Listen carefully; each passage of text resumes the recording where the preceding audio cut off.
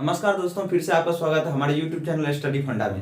तो हमने इससे पहले प्रकाश के परावर्तन से रिलेटेड सारे देख लिए थे और प्रकाश के अपवर्तन के से रिलेटेड देखने वाले हैं। आज का टॉपिक ये है जो प्रकाश का अपवर्तन के बारे में। ठीक है, प्रकाश का अपवर्तन ये टॉपिक है। तो सबसे पहले ये देखते हैं जो प्रकाश का अपवर्तन होगा कैसे, यानी कि इसके लिए तो कोई ना कोई तो माध्यम की जरूरत पड़ेगा। तो माध्यम बेसिकली एक दो तरह के, एक सघन या विरल। तो प्रकाश जब भी आता है ना तो कैसे मतलब रिफ्लेक्ट होके किधर से किधर जाता है और कैसे अपने को वो चीज में देखना है। तो बेसिकली प्रकाश का अपवर्तन में देखते हैं। प्रकाश क्या है, इससे रिलेटेड हमने पिछले वीडियो में देख लिया है, परावर्तन से रिलेटेड भी देख लिया। आज देख रहे हैं अपवर्तन से, मेन ये है अपवर्तन से रिलेटेड। तो प्रकाश का अपवर्तन होगा तो इसके लिए दो माध्यम की जरूरत पड़ेगा। ठीक है ना, दो में एक माध्यम होगा सघन और दूसरा क्या होगा विरल। यानी कि प्रकाश का अगर अपवर्तन होने के लिए क्या दो चीज चाहिए, एक सघन और विरल। तो सघन माध्यम किसको और विरल माध्यम किसको कहते हैं अभी फटाफट यहाँ पे देखने वाले। उससे पहले हम लोग अपवर्तन के बारे में थोड़ा देखते हैं। अपवर्तन किसे कहते हैं? तो जब प्रकाश की किरण क्या होता है, जब प्रकाश एक माध्यम से दूसरे माध्यम में प्रवेश करता है तो वो अपने वास्तविक पथ से मुड़ जाता है। यानी कि मुड़ जाने के मतलब बिछड़ जाना, अपने ट्रैक से हट जाना। दैट इज कॉल्ड प्रकाश का अपवर्तन कहते हैं। ठीक है ना, तो अपने को ये सबसे पहले देखते हैं अपवर्तन के लिए। सपोज दैट ये अपने को एक माध्यम को दिखाने के लिए हमने ये किया है इस तरह का ड्रॉ। अब ये सबसे पहले ये समझो यहाँ पे विरल है, ऊपर में समझो ये विरल माध्यम है हवा। ठीक है ना, ये सघन माध्यम है। सघन माध्यम में कुछ भी हो सकता है, आपको कांच भी हो सकता है, पानी भी हो सकता है, कुछ भी हो सकता है। विरल माध्यम तो ये हुआ ना जिसमें डेंसिटी लेस जिसको बोलो। सघन में हो गया जिसका डेंसिटी हाई होगा, जैसे कांच का सबसे ज्यादा होता है, उसके बारे में भी देखेंगे। तो सबसे पहले इसको देखते हैं इस तरह का। तो ये देखिए, सबसे पहले ये अपने को विरल माध्यम हो गया, ये सघन माध्यम। इसी तरह से हम लोग एक कांच के बारे में देखते हैं, सॉरी ये ग्लास के बारे में देखते हैं। ये ग्लास है ना, इसमें पानी डाला हुआ है। यहाँ पे क्वेश्चन कुछ होता है ना, बोलता है ये ग्लास खाली है या भरा हुआ है, इसके बारे में बताओ क्या है। इस तरह का हम लोग बोलते हैं, ग्लास खाली है या भरा हुआ। तो बहुत सारे स्टूडेंट ऐसे होते हैं जो वो बोलते हैं कि सर ग्लास तो खाली है, और कुछ इसमें होंगे जो वो बोलेंगे भरा हुआ है।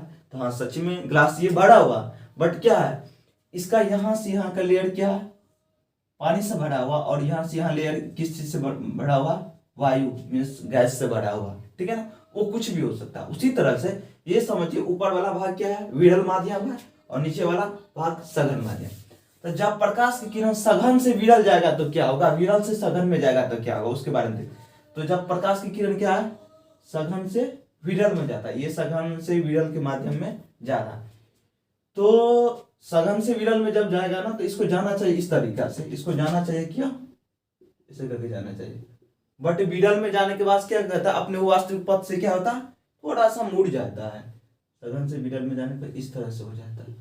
ठीक है ना, ये अपने को सघन और विरल के देखे ना। अब दूसरा इसी का फिगर देखते हैं, ये कब ये सघन अब ऊपर हो जाएगा तब देखते हैं। ये सघन माध्यम हो गया, यहाँ पे क्या होगा विरल माध्यम। तो जब प्रकाश की किरण विरल से सघन में जाएगा, यानी कि विरल से सघन में जाएगा तो इस तरह से जाना चाहिए, लेकिन ऐसे नहीं जाएगा, ये सघन की ओर क्या होगा, इधर मुड़ जाएगा। ठीक है ना, जब प्रकाश सघन माध्यम से विरल माध्यम में जाएगा तो थोड़ा सा दाएं मुड़ के जाएगा, थोड़ा सा। जब प्रकाश सघन माध्यम से विरल माध्यम जाएगा तो थोड़ा सा क्रॉस कर जाएगा दाएं।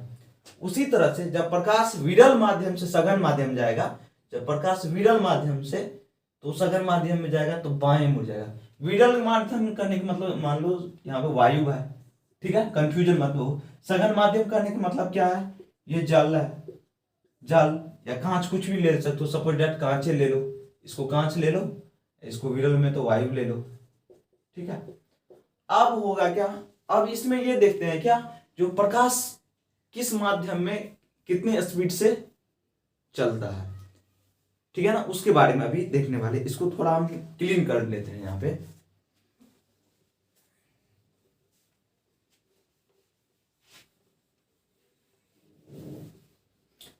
तो अब नेक्स्ट देखते हैं यहाँ पे, जब अब पहला पहला हम सबसे पहले देखते हैं निर्वात में क्या होता है, ठीक है ना।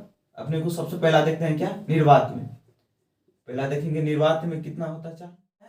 निर्वात में प्रकाश की चाल कितना होता है, 3 लाख किलोमीटर पर सेकेंड। निर्वात में कितना होता है प्रकाश की चाल, 3 लाख किलोमीटर पर सेकेंड। अब पानी में देखते हैं तो पानी में होता है 2,25,000 किलोमीटर पर सेकेंड होता है। उसी तरह से जब कांच में देखेंगे, पानी में तो देख ले 2,25,000 किलोमीटर पर सेकेंड, कांच में होता है 2 लाख किलोमीटर पर सेकेंड। यानी कि अब कहा जाए तो सबसे, अब एक चीज यहां पे देखते हैं, निर्वात तो लिखे, उसके बाद लिखे हम लोग पानी, उसके बाद लिखे कांच। तो सबसे ये देखेंगे सबसे अच्छा किसमें प्रकाश की चाल रहता है, सबसे अच्छा स्पीड किसमें रहता है, तो निर्वात में। सबसे अच्छा किसमें रहता है, निर्वात में। उससे कम पानी में, और सबसे कम कांच में। तो बोलेगा अगर आप अपने को ऑप्शन देगा जो प्रकाश की चाल किन में सबसे ज्यादा होता, प्रकाश की चाल सबसे ज्यादा किन में होता, तो निर्वात में सबसे ज्यादा। अगर पूछ दे आप प्रकाश की चाल, यही अगर ऑप्शन रहा तो कांच में, नहीं तो कुछ और रहेगा तो वहां पे आंसर चेंज हो जाएगा। तो प्रकाश की चाल सबसे अच्छा किस में रहता है, निर्वात में, और सबसे कम कांच में। प्रकाश की चाल सबसे अच्छा किस में, निर्वात में। कि प्रकाश के अपवर्तन से रिलेटेड कुछ और थोड़ा बहुत एग्जाम्पल लेते हैं। अब जैसे रिफ्लेक्टेड, यहां से जो बनेगा ये आर बनेगा। तो ये समझो, एक चीज बताओ, ये कभी भी आई और आर, आई और आर, आई और आर, ये दोनों इक्वल होगा क्या, नहीं होगा। हम लोग पढ़े थे किसमें, मिरर में पढ़े थे, दर्पण के बारे में पढ़े थे। आपतन कोण बराबर परावर्तन कोण पढ़े थे। दर्पण में क्या बोले थे, पढ़े थे, जो आपतन कोण बराबर परावर्तन कोण। लेकिन यहाँ पे नहीं होता। ये है आपतित किरण जो वायु से आ रही है और सघन माध्यम कांच में जब प्रवेश करती है तो अभिलंब की ओर पास आ रही है। ये अभिलंब की कहाँ आ रही है, पास आ रही है। तो अभिलंब ये हो रहा है क्या, जो आपतित किरण से जो कोण बनेगा, यहाँ पे अभिलंब और आपतित किरण के बीच में जो कोण बनेगा, वो अपने को अपवर्तित किरण और अभिलंब के बीच में कांच में जो कोण बनेगा वो इसके अपेक्षा ये छोटा बनेगा। हम लोग को इमेजिन करते हैं, इसको सोचते हैं, इस तरह से अपने एंगल बनता तब ठीक रहता, लेकिन ऐसे तो बनता नहीं है, क्योंकि विरल माध्यम से सघन माध्यम में जाता है। क्योंकि विरल माध्यम से सघन माध्यम में जाता है तो अभिलंब की ओर आता है, अभिलंब की ओर आता है, ठीक है ना। हमने बोले हैं अगर यही पे सघन माध्यम से विरल माध्यम में जाता तो अभिलंब से दूर होता। यानी कि ये देखो एक छोटा सा ये अपने को ये समझो सघन है, ये सघन माध्यम है, ये विरल माध्यम है। अगर सघन माध्यम से विरल माध्यम में जाता तो अभिलंब से थोड़ा दूर होता, सघन से विरल माध्यम में आता तो अभिलंब से दूर होता है। जबकि विरल से सघन में आएगा तो अभिलंब की ओर आएगा, ठीक है। अब इसमें एक फॉर एग्जांपल देखते हैं। यहाँ पे एक ग्लास का फिगर बनाते हैं। यह एक ग्लास है, यह एक क्या ग्लास है। इसमें हमने पानी डाल दी, एकदम पानी डाल दी, ठीक है। ये ग्लास है, इसमें पानी डाल, इसमें हम लोग क्या करते हैं, एक पेंसिल डालते हैं। इस ग्लास में हमने क्या किए, एक पेंसिल। लोग देखते हैं क्या, ये पेंसिल, ये जब हम लोग अपने आंख की सहायता से यहाँ से देखते हैं, अपने आंख के यहाँ से देखते हैं हम लोग, अपने आंख की सहायता से हम लोग देखते हैं, तो हम लोग को ये पेंसिल यहाँ नहीं दिखता है, हम लोग को पेंसिल इधर दिखते रहता है, थोड़ा ये इस तरह से। यानी कि हम लोग थोड़ा के ये कहे जो नीचे से थोड़ा उठा हुआ अपने को समझ आता है। तो ये समझते हैं क्यों, यहाँ पे विरल माध्यम से सघन माध्यम आएगा तो ये क्या होगा, अपना एंगल में थोड़ा सा परिवर्तन होगा। देखते हैं अपवर्तन के बेसिकली 2 नियम होते हैं। अपवर्तन के कितने नियम, अपवर्तन के 2 नियम होते हैं, 2 रूल होते हैं जिसको बोलते हैं अपवर्तन के। तो पहला देखते हैं, पहला अपवर्तन का पहला नियम कहता है आपतित किरण, आपतित किरण, अपवर्तित किरण एवं अभिलंब तीनों एक ही तल में होता है, नहीं है क्या। ये तो इसका तल हुआ ना, इसमें देखो ये तल हुआ, इसमें आपतित किरण, अपवर्तित किरण एवं अभिलंब तीनों क्या है, एक ही तल में होता है। तीनों किस में होता, एक ही तल में होता। पहला हो गया ये, देखते हैं यहाँ पे दूसरा नियम है, ये बोल रहा है आपतन कोण को sin i और अपवर्तन कोण को sin r। यानी ये आपतन कोण को sin i और अपवर्तन कोण को sin r। sin i आपतन कोण को, अपवर्तन कोण को sin r के अनुपात को नियतांक, एक नियतांक होता है जिसको हम लोग म्यू से दिखाते हैं। तो हम लोग इसका एक फॉर्मूला होता है sin i बट्टे sin r, इसको हम लोग देते हैं mu r by mu I equal, हम लोग इसको म्यू लिखते हैं, ठीक है ना। तो ये अपने को, इसको हम, इस नियम को हम, सेकंड वाले रूल को हम लोग स्नेल के नियम से भी जानते हैं। सेकंड वाले नियम को हम लोग स्नेल के नियम से भी जानते हैं। चलिए फिर हम आगे देखते हैं इसी में। अब हम लोग अपवर्तनांक के बारे में थोड़ा देख लेते हैं, अपवर्तनांक के बारे में। इससे रिलेटेड अपने को क्वेश्चन आते रहता है, ठीक है ना, फॉर्मूला बेस्ड क्वेश्चन देगा। जैसे हम लोग अपवर्तनांक निकालते हैं ना, तो इससे अपवर्तनांक का फॉर्मूला होता है निर्वात में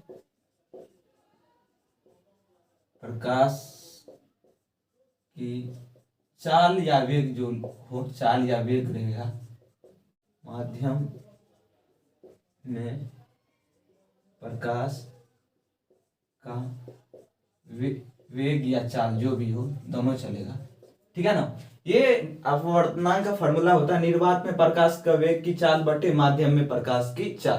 तो निर्वात में प्रकाश की चाल होता है 3 लाख किलोमीटर पर सेकेंड। निर्वात में प्रकाश की चाल कितना होता है? 3 लाख किलोमीटर पर सेकेंड होता है।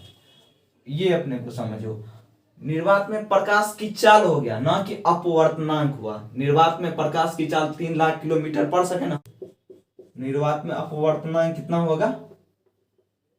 निर्वात में अपवर्तनांक, कुछ यहाँ पे डाटा है वो थोड़ा मेंशन कर दे। निर्वात में अपवर्तनांक कितना होता है? 0 होता है। उसके बाद हवा में, उसके बाद देखते हैं हम लोग हवा में 1.008 हो गया। उसके बाद हम लोग जल में देखते हैं, जल में जैसे होता है अपने को 1.33, जल में कितना हो गया? 1.33। उसके बाद देखते हैं हम लोग कांच में, फिर हीरा में, फिर होता कांच में कितना होता है? कांच में होता है 1.5। उसके बाद देखते हैं हीरा में 2.48। तो अपने को सबसे मैक्सिमम जो पूछे जाने वाला रहता है एग्जाम में, ये हीरा को तो सबको ही याद रखता है 2.48। यानी कि अगर हीरा का नहीं याद रहे तो देखो, 2 कान 2, 2 दूना 4, 4 दूना 8, ठीक है, 2.48, दुकान 2, 2 दूना 4, 4 दूना 8। उसके बाद अपने को बेसिकली कांच और जल, ये ज्यादातर पूछता है, कांच और जल का याद रखें। हवा में 1.008 होता है, तो कांच और जल वाला बेसिकली ज्यादा आते रहता है क्वेश्चन में। हीरा को तो सब रट्टा मारे रहता है, हीरा का अपवर्तनांक होता है 2.4 है। तो जल का होता है 1.3, जल का क्या होता है 1.3, और कांच का होता है 1.5।